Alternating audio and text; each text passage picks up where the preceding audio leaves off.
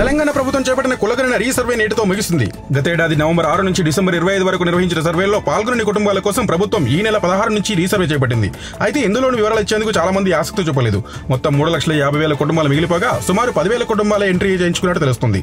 SLBC వద్ద rescue team కి BRS MLA Harish Rao సలహాలు ఇవ్వడంపై టీపీసీసీ ప్రధాన కార్యదర్శి అద్దంకి దయాకర్ కౌంటర్ ఇచ్చారు. ఎస్ఎల్బీసీ వద్దకు రాజకీయం చేయడానికి వెళ్లినట్లు కనిపిస్తుందని, అక్కడికి వెళ్లి రాజకీయాలు చేయడం సిగ్గుచేటన్నారు. బీఆర్ఎస్ పాలనలో ప్రతిపక్షాలను ఘటనా స్థలానికి రానిచ్చారా అని ప్రశ్నించారు.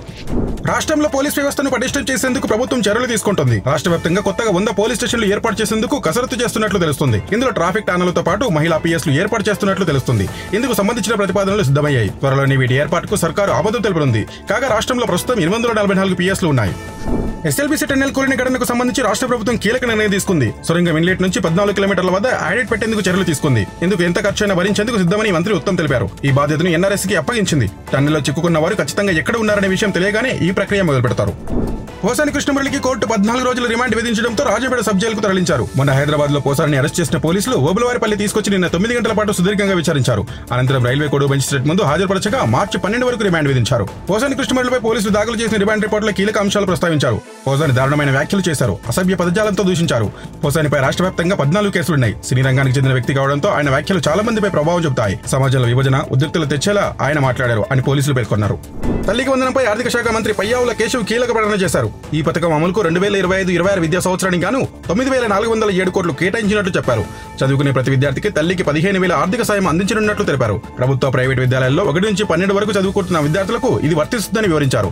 ప్రభుత్వ పాఠశాలన్నింటికి ఉచితంగా విద్యుత్ అందజేస్తామన్నారు. క్రిప్టో కరెన్సీ మోసం కేసులో హీరోయిన్లు కాజల్ అగర్వాల్ తమను విచారించేందుకు పుదుచ్చేరి పోలీసులు సిద్ధమయ్యారు. ఈ కేసులో ఇప్పటికే నితీష్ జైన్, అరవింద్ కుమార్ ని పోలీసులు అరెస్ట్ చేశారు. క్రిప్టో కరెన్సీలో అధిక లాభం వస్తుందని ఆశ చూపి 2,40,00,000 మోసం చేసినట్లు పుదుచ్చేరికి చెందిన అశోకన్ అనే వ్యక్తి ఫిర్యాదు చేశారు. దీంతో ఆ కంపెనీకి ప్రచారం చేసిన తమన్నా, కాజల్ ను పోలీసులు విచారించనున్నారు.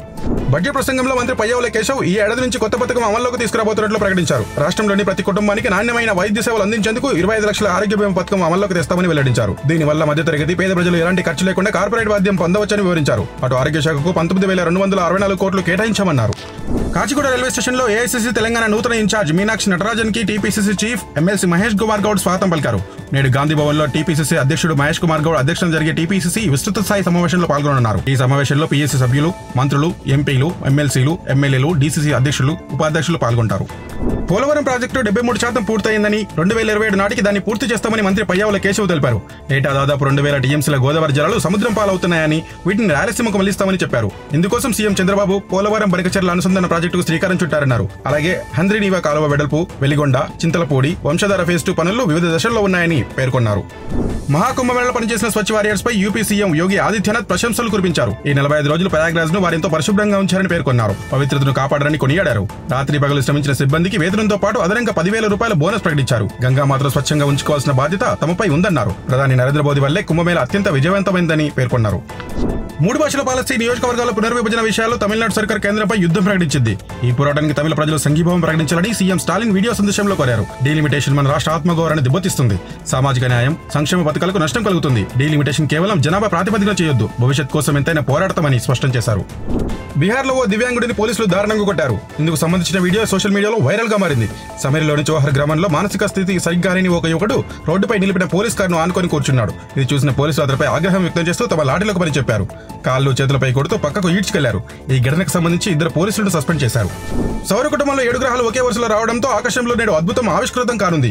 బుధుడు, శుక్రుడు, అంగారకుడు, గురుడు, శని, నెప్ట్యూన్, యురేనస్ ఇందులో భాగం కానున్నాయి.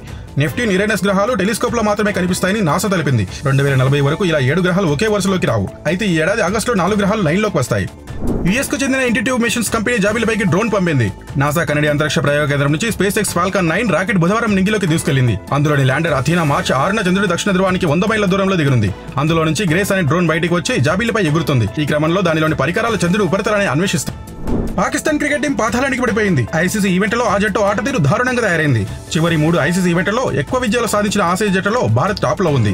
ఆ తర్వాత ఆఫ్ఘనిస్తాన్, పాకిస్తాన్, బంగ్లాదేశ్, శ్రీలంక ఉన్నాయి. దీంతో ఇక నుంచి ఆసియాలో సెకండ్ బెస్ట్ జట్టు ఆఫ్ఘన్ అని నెటిజన్లు అభినందిస్తున్నారు. వరుసగా 2వ రోజు బంగారు ధరలు తగ్గి శుభకార్యాల వేళ సామాన్యుడికి ఉపశమనం కలిగించాయి. హైదరాబాద్ బులియన్ మార్కెట్లో 22 క్యారెట్ల 10 గ్రాముల గోల్డ్ రేటు 500 రూపాయలు తగ్గి 79,600కు చేరింది. 24 క్యారెట్ల 10 గ్రాముల పసుపు ధర 540 తగ్గడంతో 86,840 రూపాయలకు చేరింది. అటు వెండి ధర కూడా కేజీపై 1000 రూపాయలు తగ్గి 1,05,000గా ఉంది.